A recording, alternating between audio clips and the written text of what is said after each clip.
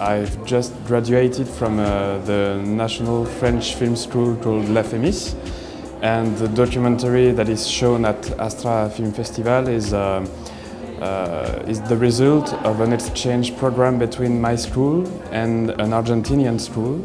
And I went there for 2 months during my last year of studies, and we were supposed just to shoot something there. It could be a short film, a feature film, a fiction or a documentary, but I chose documentary because at La Fémis in majority we produce and direct fiction films, and I was interested in having a documentary experience. So this was quite new to me. It was like my first real documentary experience, and I went there and I was there all alone. I didn't have a team or a crew with me. I just was with my camera and that's all. So I was in Argentina for 2 months, but in the place where I shot my documentary, I was there a bit more than 3 weeks. It was in a factory. The documentary is about a factory, and I lived inside the factory day and night, and I was there during a bit more than 3 weeks.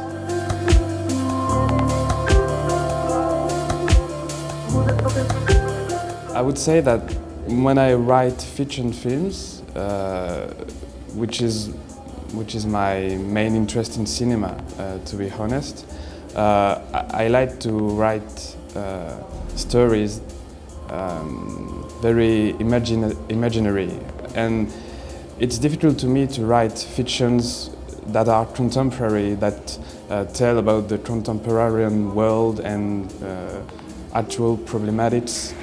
And to me, the best form to describe or to speak about the world today is documentary. And as I wanted to try to face the reality of our times, to me documentary is the best solution. So I would say that to speak of the world of today, to me the best form is documentary. It's better than fiction. I'm not that interested, for example, in fictions that try to describe the reality as it is, you know, that try to look to documentary, to look like documentary. I think I prefer real documentaries. I would say that my relationship and my interest in documentaries come from here. And of course I was influenced by some filmmakers, documentary filmmakers that I love, like Frédéric Wiseman, mostly, and also Claire Simon, who is a French filmmaker and who was my teacher in La Fémis. Right now I mostly write fictions, but I also produce, for example, a documentary, so I'm still interested in documentaries.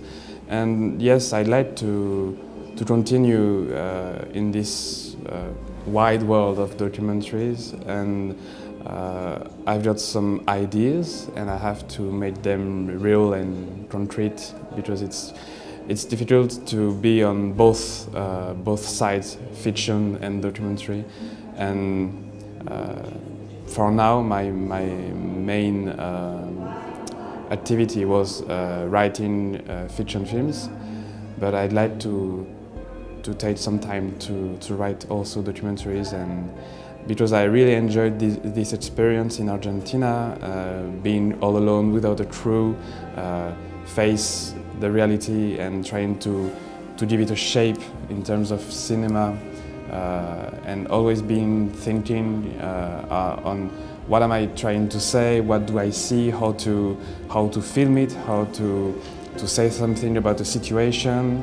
I think I'd like to continue this questioning, and so I've got several ideas about films that I could shoot in France, documentary. Before going to Argentina, I started to read some things about the country, very general things, and I heard about this movement of recovered factories. which is an important movement in Argentina after the 2001 crisis. Many factories were recovered and ruled by their workers without bosses. So I was interested because in France we have the same problems, factories that close because there's not work enough, or the cost of work is too high in France, etc., etc. So I thought this solution that the Argentinian workers had found was quite interesting, and I wanted to see how it worked day by day. So when I was in Buenos Aires, I visited a hotel and also a print factory that were ruled this way by the workers. But the hotel was very complicated because it's a hotel, so there are many guests coming and going and coming, so it was complicated to film there. And the print factory was very little. There were only 15 employees, and the concept of working under the workers' management was more obvious in such a little factory because they all know each other, and it was this idea of cooperation and equality was more evident in such a place. So I thought I needed to go to a wider place, a wider factory with many more workers. And so that's why I finally went to Patagonia in Neuquén, where I shot my film, because the factory there is huge. There are more than 400 workers, and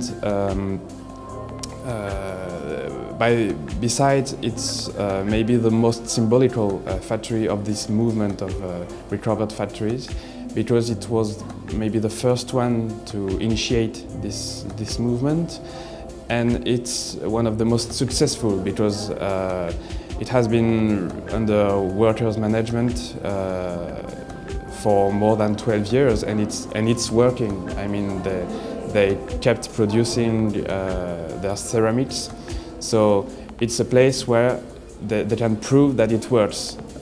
At some cost, of course, but it works. And I was interested to see, okay, so what does it look like when you enter such a place? Is the work really different, or will it look like any other factory in the world? What changes can I observe? And I was also interested in the fact that it's very far from Buenos Aires, where all the political decisions are made, which is really the center of the political center, the economical center of Argentina. So they are very far from everything, and in a way, it's a city in the middle of the desert. So it was like a kind of island or a kind of utopia in a way, and I was interested in visiting utopia. I would say that it's a question of distance between the filmmaker and what or whom he films, and probably that's what makes a good documentary to me. I don't like when you're too close from your subject, when it's no more intimacy. It's like being empathic.